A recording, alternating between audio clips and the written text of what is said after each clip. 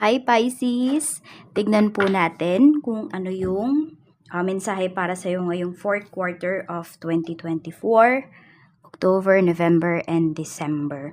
Para po ito sa iyo, Pisces, Sun, Moon, and Rising sign. So, pwede nyo pong panoorin, kunwari, ito ay sun sign ninyo, tapos di kayo naka-resonate. Feeling mo, walang mangyayaring ganun sa life mo. So, panoorin nyo po yung inyong moon or yung inyong rising sign. So, bago tayo mag-start, cleanse muna natin yung ating space. Ayan, para maiwan na yung mga negativities, yung mga, mga hindi magandang nangyari sa'yo nitong mga nakakaraang mga buwan. Ayan.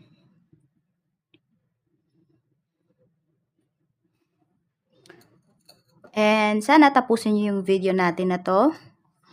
Yan, para makapag-wish kayo, yung hindi kayo mag-forward, ganyan, basta tapusin ninyo, no? Para ma-activate din ninyo yung, yung wishing candle natin na yon. Sa dulo to, yung ating video. Okay? So, tingnan natin, kamusta ba ang fourth quarter mo? Pisces, Piscean, mga Piscean. We have left you hanging. Ayan. Merong bang nang iwan sa'yo dito? Or pwedeng may mang iiwan sa'yo dito? Or merong, sabihin natin, may pinangako sa'yo na, may pinangako sa'yo pero hindi mo alam kailan ba yun gagawin? Kailan niya ba tutuparin? Yung tipong mga ganyan po. Yan o, meron dito pwedeng mam-block sa'yo. So, mag-iingat ka if ever meron kang makakausap nitong, or may nakausap ka nitong mga nakakaraang months. Tapos, may kakaiba kang nafe-feel towards that person. What I mean is, pwedeng, nababother ka ba? No, nababother ka, parang, meron kang trust issues, ganyan.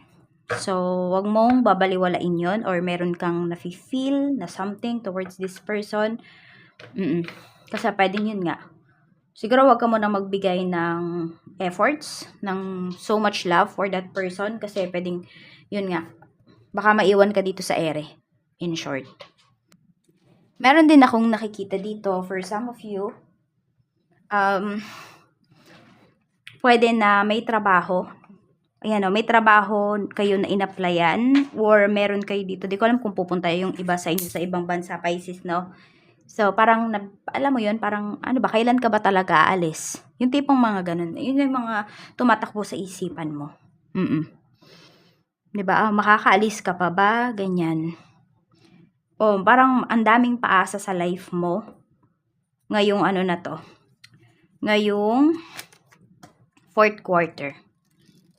Kaya mag-iingat ka din sa mga pinagkakatiwalaan mo. Lalo na sa mga bago mong mga makikilala.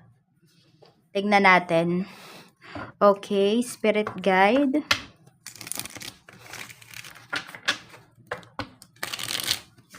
Tignan natin, ano ba yung blockages mo for this fourth quarter, Pisces? We have Page of Cups. Okay, so ang blockages dito, may mga tao po, no? Ayan, parang ang easy lang sa kanila na magsabi ng pangako sa'yo. Di ko alam kung napakabait mo ba sa mga taong to, pero parang hindi kanila pinapahalagahan. Okay, or meron dito, pwedeng mas matanda sila sa'yo, mas ahead sila sa'yo. Parang, di ko alam kung binabaliwala ka ba talaga, or parang di ka kasi nila sineseryoso. Pag nagsasalita ka ba, lagi ka ba nakasmile, Pisces?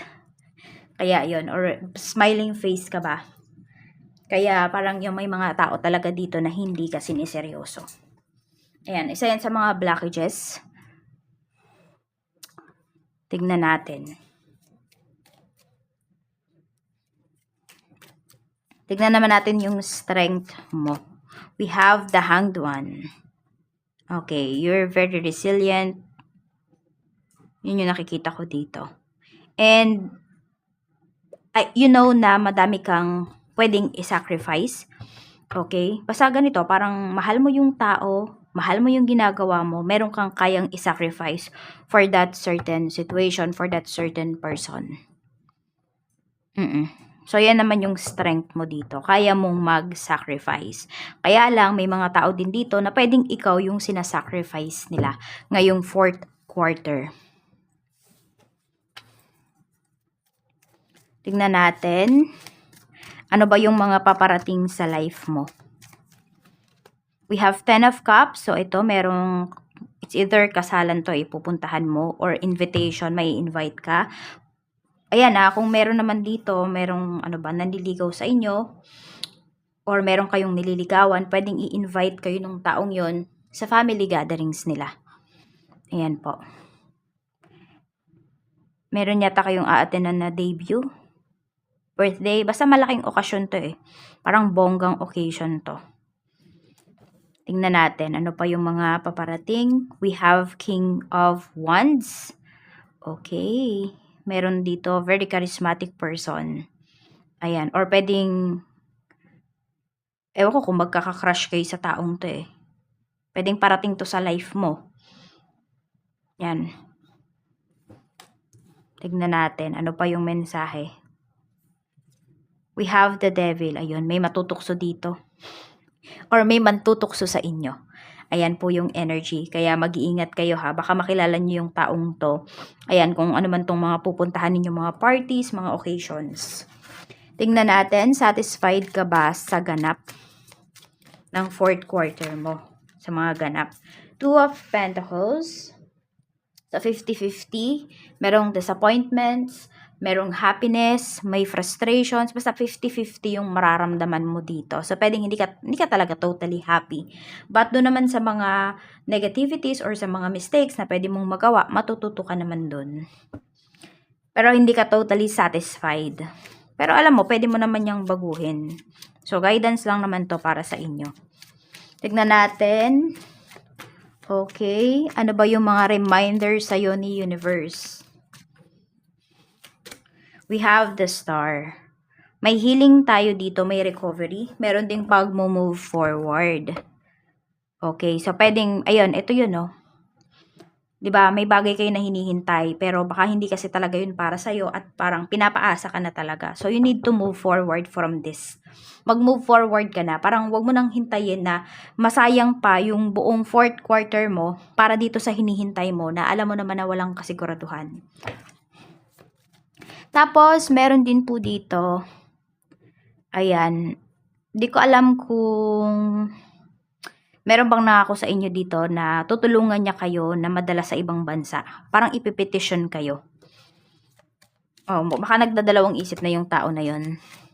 So, yun nga, parang wala ka talagang aasahan dito. Kung hindi, sarili mo lang talaga. Pisces. Ay, sana si Pisces yung nasasabi ko. Hindi ko alam kung nasasabi ko ba si fire signs. Ayan, Pisces. Tingnan natin, ano pa ang reminder sa'yo ni Universe. We have King of Swords. So, be very direct daw dun sa mga gusto mo, sa mga nais mo, ngayong, ngayong 4th quarter. Tsaka maging dedicated ka sa ginagawa mo. Sabi ko nga, only you can help yourself. Kaya huwag kang manghinayang at huwag kang matakot magsalita. Huwag kang matakot mag-speak up, no? Para sa sarili mo. Tignan natin kung kamusta ba ang energy pagdating sa trabaho. Okay, Spirit Guide, tingnan natin. Kamusta po ang energy pagdating sa trabaho ni Pisces? We have winning. Ayan. Sooner or later, luck comes to everyone. Don't spend everything at once. So, mukhang maganda yung trabaho mo. Maganda yung kitaan pagdating dito sa work, no, na pinapakita. Pwede rin, kung may nag-a-apply po dito, pwedeng magkaroon na talaga kayo ng trabaho bago pa matapos itong 4th quarter. Check natin energy pagdating sa yung mga katrabaho mo, ano yung energy nila. We have 7 of Pentacles. Okay, matyatsyaga naman yung mga co-workers mo dito. Wala ka namang masasabi sa kanila. Meron ding mga tamad, pero meron talagang matyatsyaga. Okay, meron mga medyo mabagal kumilos. Pero yan, ayun ko, mga perfectionist siguro yun. Mga takot magkamali. Okay, ano naman yung struggle mo sa work? Struggle mo sa work, we have Knight of Swords. Okay. So, ang struggle mo sa work, meron yata dito ay nagdadalawang isip kayo kung kayo ba ay magstay pa dito sa trabaho or aalis na kayo. Yan, ito yung struggle mo. Ewan ko kung saan ka ba nahihirapan. No, pwede kasi na pag nagbigay ng trabaho, kailangan agad-agad, alam mo yun, agad-agad deadline na ba? Or lagi bang late magbigay ng announcement? Ayan po. Check natin. Your happiness naman pagdating dito sa work mo. We have Queen of Cups. Okay, happiness mo is, ayun, madami kang nakakasalamuha, yung mga coworkers mo, at karamihan po dito ay ka-close mo talaga sila. Magaling kang makisama. Ewan ko kung meron ditong tinuturing na nanay-nanayan or tatay-tatayan pagdating sa trabaho. Ay, alam mo yung respeto nila sa'yo, ganun. May respect sila sa'yo. Tignan natin ano pa yung mensahe. Okay, sa mga mag-a-apply, let's see kung meron na nga ba. Yes po, ayan. Napakaganda po ng energy ninyo. Very positive. So, mag-apply na po kayo. Okay? Pwedeng kung after nyo mapanood tong video natin is 8 days to 2 weeks from now, magkaroon na kayo ng work. Ace Table 1. Check po natin ano pa ang mensahe sa mga, ayan, nagbabalak namang mag-resign. The High Priestess. So, it's not yet time, no? Para mag-resign yung iba sa inyo.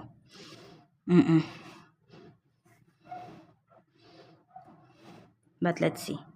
Oo, wag muna daw kayong mag-resign. Sa mga nagbabalak mag-resign po dyan, pagpaliban nyo muna. Siguro tapusin nyo na muna tong quarter na to. Next year na kayo.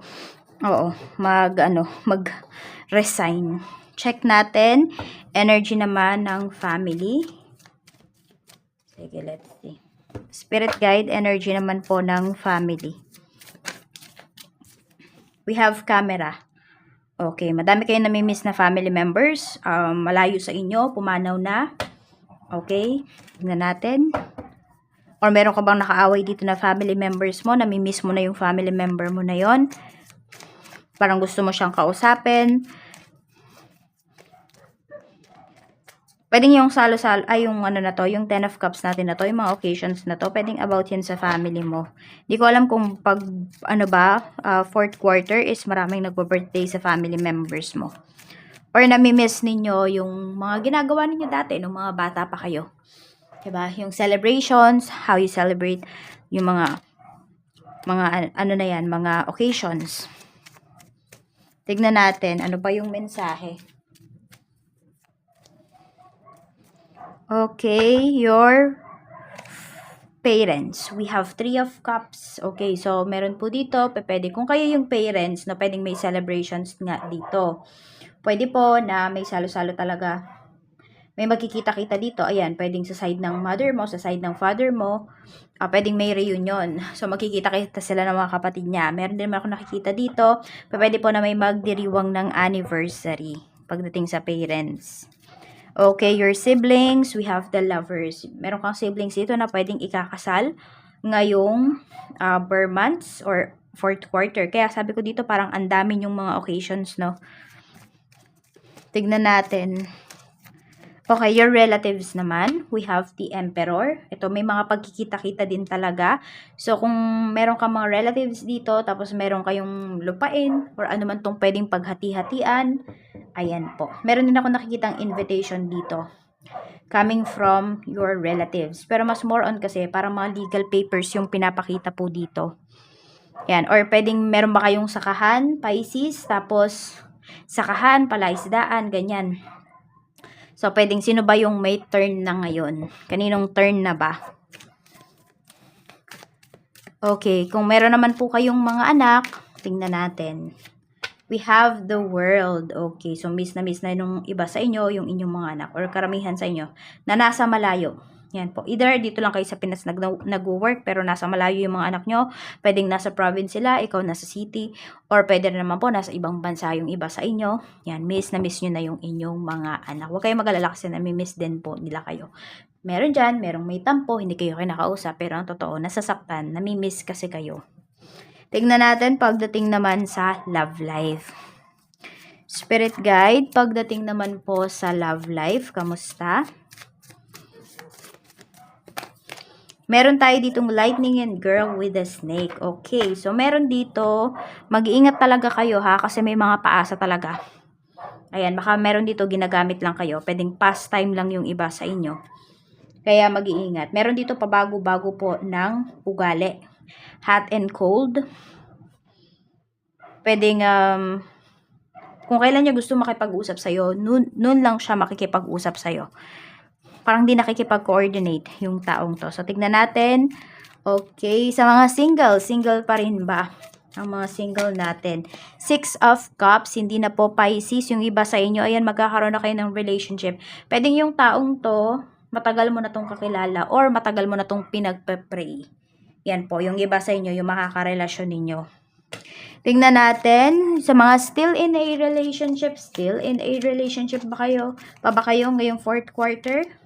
Ace of Wands, yes na yes naman po. Nakikita ko dito, full support yung ibibigay sa'yo ng person mo. Yan o, pagdating sa inyong relationship. Pwede nga mag-level up na yung inyong relasyon ngayong 4th quarter. Baka may magpo-propose na dito. Sa mga byuda, single mom, single dad, may seseryoso ba? Tingnan natin. We have 6 of Wands, yes. Meron nga dito. Kung single naman na, syempre yung mga byuda at byuda, pwede nang mag-asawa ulit. Okay? Lalo na kung ilang taon na rin naman kayong byudo o byuda. Sa mga single mom and single dad naman, kung kasal kayo, tas iniwan lang, syempre, medyo malabo pa yung marriage, no? Pero sa mga byudo at byuda, ayan po, meron. Ayan. Tapos, pwedeng possible din yung marriage para sa inyo. Kung seseryosohin kayo at pwedeng mauwi sa marriage. Ayan po. Sa mga single mom and single dad naman na kasal kayo before, kasal pa rin kayo ngayon, hiwalay lang kayo, ganyan. Ayan po. Long-term relationship. Pero kung aayusin nyo naman, diba, yung mga legalities, di pwede kayong makasal. Kasi ayan o, marriage card naman kasi to. Sa mga married naman, tingnan natin. We have Ace of Cups. Okay, mukhang meron kayo ditong new bundle of joy. So, kung meron po dito, gusto pang magdagdag ng anak. So, ayan po, pwedeng madadagdagan pa yung anak ninyo. For some of you naman, ayan, full of love kayo ngayong October, November, December. Parang favorite month, nyo to favorite quarter nyo ito. Pisces, kayong mag-asawa. Tignan natin, money energy naman. Happy ka ba pagdating sa kaperahan mo? Yes na yes. So, marami sa inyo. Pisces, napaka-happy ninyo pagdating sa pera. Stability. Pwedeng meron nga din dito. Pwedeng pamana yata Okay, baka may pamana kayong makuha ngayong ngayong 4th quarter. Happy po yung karamihan sa inyo na pagdating sa finances. Tignan natin, may paparating ba na new source of income? We have 5 of Swords. Medyo mag-iingat lang kayo. Okay? Yan. Kung may papaalis dito, ngayong 4th quarter, mag-iingat. Kasi baka yung agency na, agency or about sa medical yung nakikita ko dito, medyo mag-iingat po kayo. Okay? Ayan, may pag-iingat lang. Pero wala akong nakikita pa dito na new source of income para sa inyo. Tignan natin kung magne-negosyo kayo, ano ba yung pwedeng magpayaman sa inyo. Oil yung na-pick up ko. Pisces, ayan. Mga oils. O baka meron dito masahista yung iba sa inyo. Ayan. Or pwede kayo mag-create ng sarili nyong oil something. Basta ganon. Yung iba po sa inyo. Pwedeng healing oil for some of you. Ganyan. We have 7 of Swords. Some of you naman po, ayan, more on about sa computer. Okay? So, pwedeng hindi to, hindi pala to business. Pwedeng business pala iba sa inyo. Online, online business, ganyan. Meron din ako nakikita dito yung iba sa inyo kasi di naman lahat, ay okay talaga na mag-business. Meron talagang nakalaan, yung nakatadhana na mag-business, maging successful sa business. For some of you naman, sa trabaho. So, more on online po ito. Yan. Pisces. Kung ano man yung mga mapagkakakitaan ninyo online, ayan po, yung iba sa inyo, dyan talaga kayo uunlad. So, kayo na lang yung mag-research, kayo na lang yung maging maalam, mag-dig deep, kung ano ba yung mga malalaki yung kita pagdating sa internet.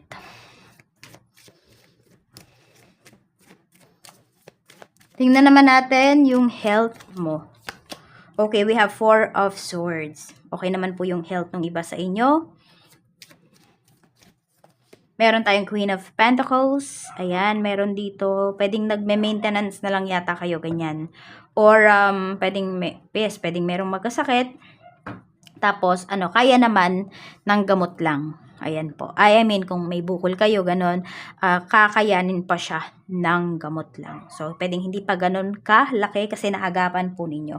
So, kung may nararamdaman po kayo, punta po kayo agad sa mga professional, sa mga health professional, sa doctor, sa hospital, sa clinic.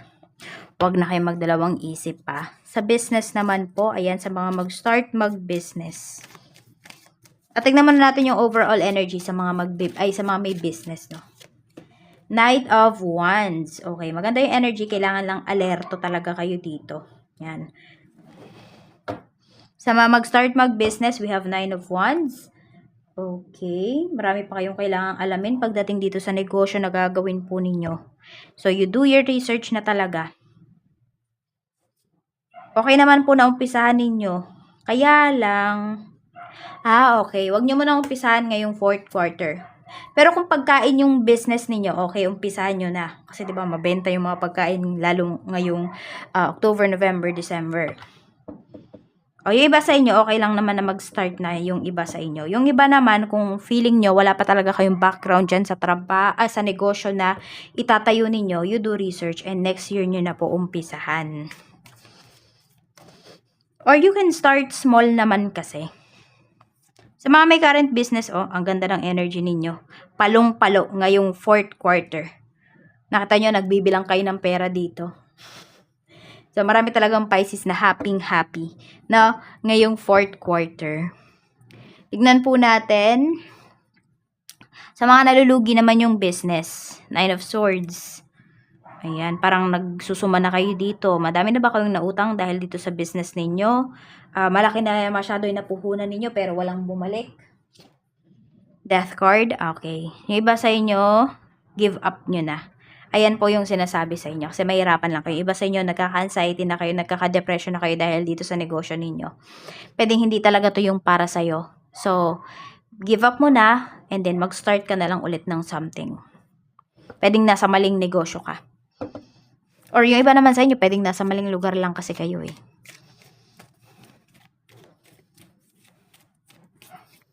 Tignan natin. Okay, blessings naman po na paparating. So, after po nito, andito na yung ating wishing candle.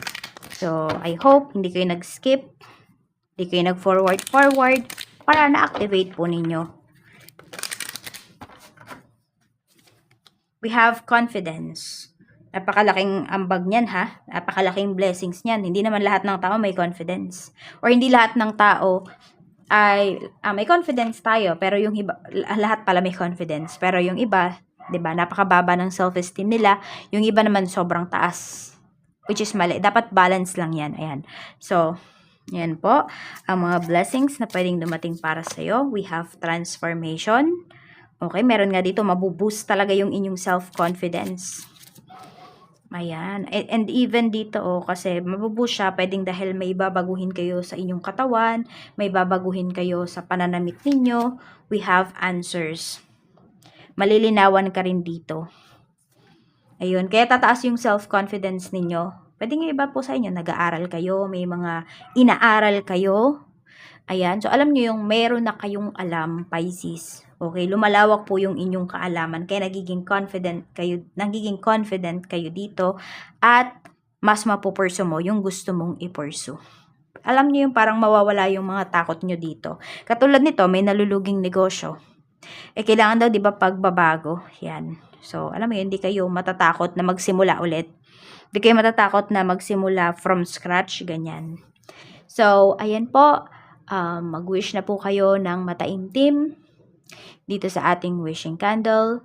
At maraming salamat po sa lahat ng suporta po ninyo dito sa aking channel. By the way, sa mga gusto pong mag-avail ng ating private readings nga po at saka ng ating Evil Eye Amulet Necklace at ng ating Tiaras Bracelet. Ayan, makikita nyo po yung link sa description box. Tarot Intentions by Aliana Reyes. So, ito po ang ating wishing candle. Wishing candles, kasi dalawa siya. Tapos, meron tayong mga nakalagay dito na asin for protection, rice for prosperity, tapos meron din tayo ditong laurel leaves. So, nakalagay dyan is money, business, job, family, friends, legal matters, examinations, pregnancy, love, and health. So, kahit ano po yung wish ninyo, pwede ninyong i-wish. Pero, just make sure po na hindi kayo mag-wish ng masama sa ibang tao. Kasi, pabalik yan sa inyo. So, para lang po sa inyo yung i-wish ninyo or pwedeng para sa ibang tao pero yung ikakabuti po nila. Okay? So, sisindihan ko na po ito and habang diba nagme-melt yan is magdadasal po ako dito ng Latin prayers para sa inyo. Okay? Mag-wish na po kayo. Panoorin nyo, tapusin nyo yung video na to para effective talaga yung mga wishes ninyo. Yes, kasi isiset ko po yun ng ganun. Yung mga tatapos lang ng video na to, matutupad po yung mga pangarap ninyo. Yung mga wishes ninyo. Okay, syempre, sasamahan nyo yan ng sipag at tiyaga. Hindi pwede na umasa lang kayo dito sa ginawa natin. Basta, do your best and huwag kang mag-alala. Mare-rewardan talaga yan. Tsaka huwag kayong magmamadali kapag kayo po ay nag-wish. Sindihan na natin.